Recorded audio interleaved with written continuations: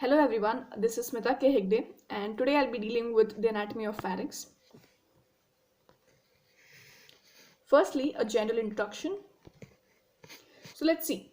Pharynx is nothing but it's a conical fibromuscular tube and it forms the upper part of the air and the food passages. We all know this.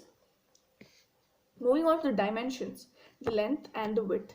The length is around 12 to 14 centimeter and the width is around 3.5 centimeter at the base and it goes up to 1.5 centimeter at the pharyngoesophageal junction. This is the narrowest part of the digestive tract apart from the appendix.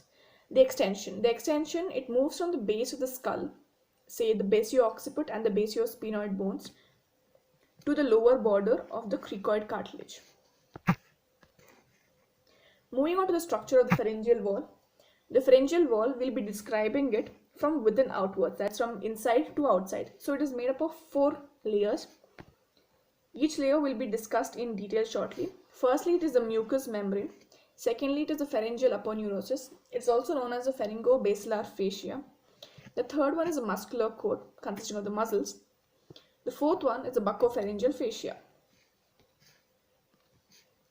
This is the schematic diagram showing the extension that's from the base of the skull, the basio-occiput and the basio-sphenoid to the lower border of cricoid cartilage.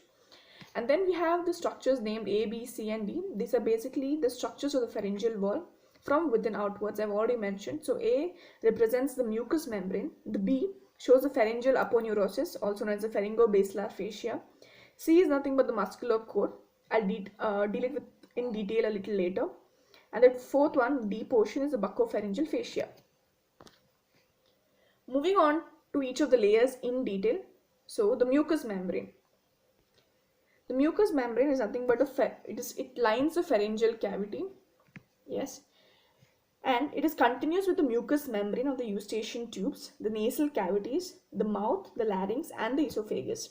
So it basically lines the pharyngeal cavity and it further continues to the portions I've already mentioned, the eustachian tube, the nasal cavities, mouth, larynx and esophagus. The lining epithelium for the nasopharynx is the ciliated columnar epithelium, and for the oropharynx and the hypopharynx it's stratified squamous epithelium. This layer has numerous mucus glands, hence the name mucous membrane. Moving on to the next part, that is the pharyngeal aponeurosis, also known as the pharyngobasilar fascia. I've already mentioned this. This layer is a fibrous layer and it lines the muscular coat. As I've already told, it lines from within outwards. So the next layer is the muscular layer. So it basically lines the muscular coat. This aponeurosis is particularly thick near the base of the skull, but it gets thin and indistinct as it goes, inferior. And the most important thing it does is it fills up the gap. It fills up the gap left in the muscular coat. So I'll be dealing with the muscular coat next. So basically the aponeurosis strengthens, it gives strength to the whole pharyngeal wall, and because it's a fibrous layer as already mentioned, and it also fills up the gap left in the muscular coat. See, as I've already told you, the pharyngeal fascia, the picture is not really clear, I've downloaded it. This I'll be showing. This layer is basically the highlighted one that I'm highlighting now. Sorry, I'll be using this. So the thick portion here, this is basically the pharyngeal fascia.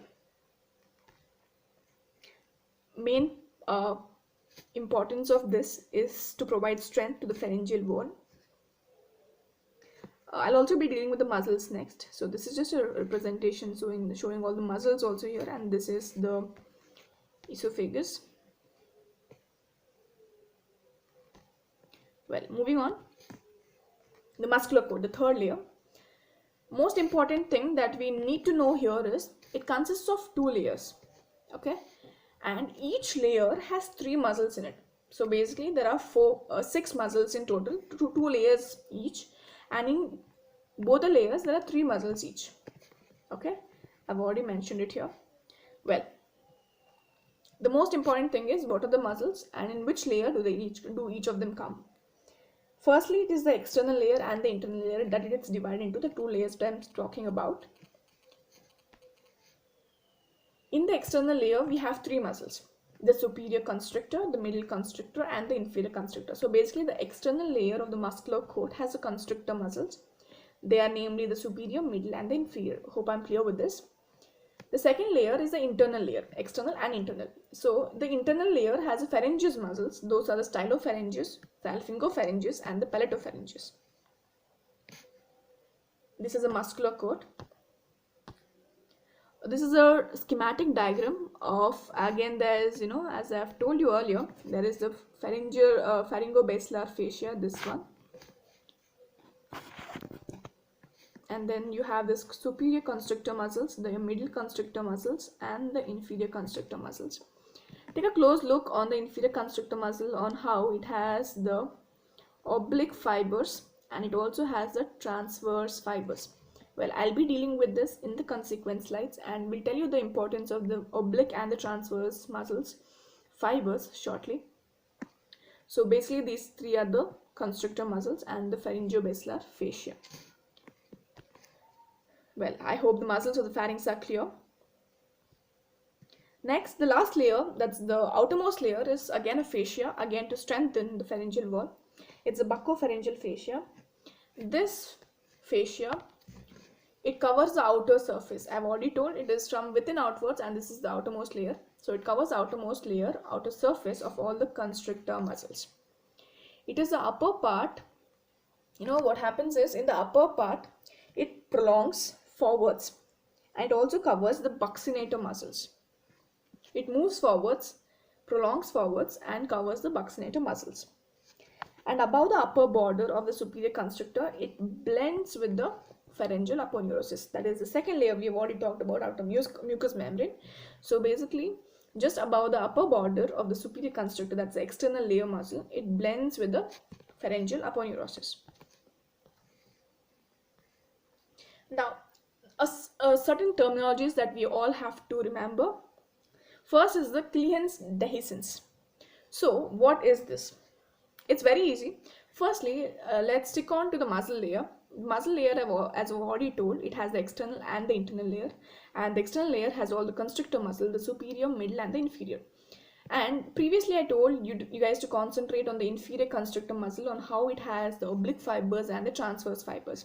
So here is a role play. The inferior constrictor muscle has two parts. One is a thyropharyngeus and the other is a cricopharyngeus. The thyropharyngeus, as I've already mentioned, it has the oblique fibers, and the cricopharyngeus has the transverse fibers.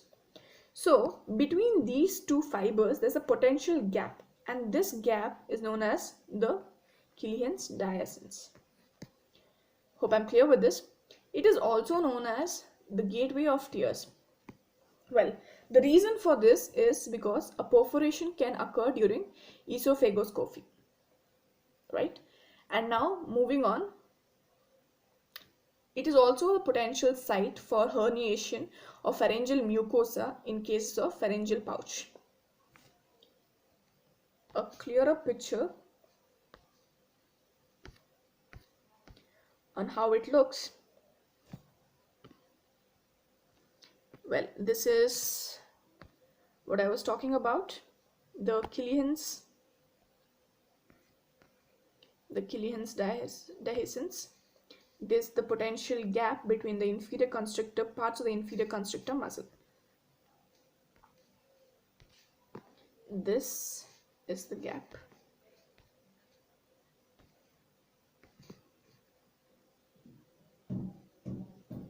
This is the gap, and that is known as the Killian's dehiscence. Well, I hope I'm clear with what Killian's dehiscence is. And now moving on to the Waldeyer's ring. I think we've all heard of it. Just a brief up.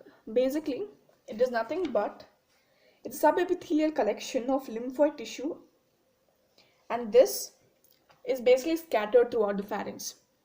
And it, as I've already told, it's a subepithelial collection, and it aggregates to form masses, and the whole of the masses are called as Waldeyer's ring. Now coming to the composition of the Waldeyer's ring. Firstly, the nasopharyngeal tonsil. It can just generally be called as adenoids. The next is the tubal tonsil. It's found in the fossa of Rosenmuller. I'll be discussing this shortly. And then we have the palatine tonsils, or simply the tonsils that we always talk about, tonsillitis problems. And then fourthly, we have the lingual tonsil. Next is the lateral pharyngeal bands. Lastly, these are the nodules. These nodules are present in the posterior pharyngeal wall. And the palatine tonsil, which I talked about, these are in the tonsillar fossa. Again, I'll be discussing that shortly. Well, this is a schematic diagram. As I've already mentioned, the nasopharyngeal tonsils, the adenoids here, and then we have the palatine tonsils, then we have the lingual tonsils, and then we have the tubal tonsils, then the lateral pharyngeal band, then the nodules on posterior pharyngeal wall. Well, I hope this is clear. Now, a small portion on the pharyngeal spaces. We all know, like I think the word itself suggests, the pharyngeal spaces. This is the potential spaces where abscess can form. Well, so we have two spaces as such. One is the retropharyngeal space and the second is the parapharyngeal space.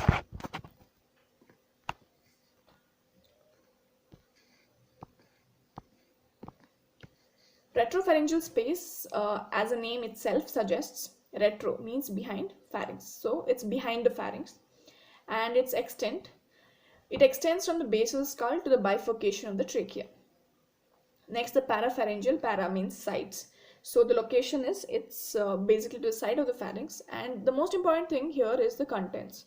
The contents of this parapharyngeal space are the carotid vessels, jugular vein, the last four cranial nerves, 9, 10, 11th and 12th, and also the cervical sympathetic chain.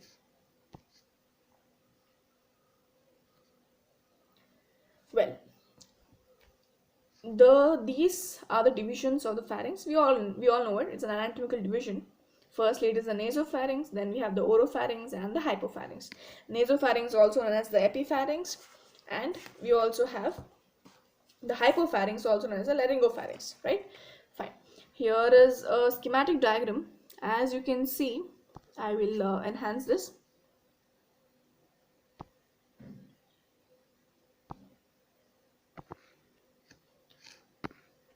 Well, okay. So here this portion that I am showing you guys, I'll use a different color. Anyways, yeah. So this that I'm showing you guys, the one in yellow right now, this portion is nothing but the nasopharynx. Continuation of this is nothing but the oropharynx, the one in green that I'm highlighting, and the next one is it coincides, the blue part is the laryngopharynx. Nothing to worry if the image is not clear. I'll be again dealing with it.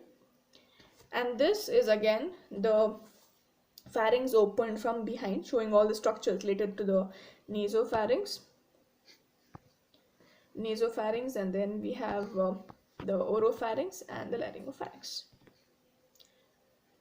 Well, after this, I'll be dealing with each of the divisions of pharynx separately. So after this, we'll be moving on to the nasopharynx, oropharynx, and laryngopharynx subsequently. We come to the end of pharynx discussion in general.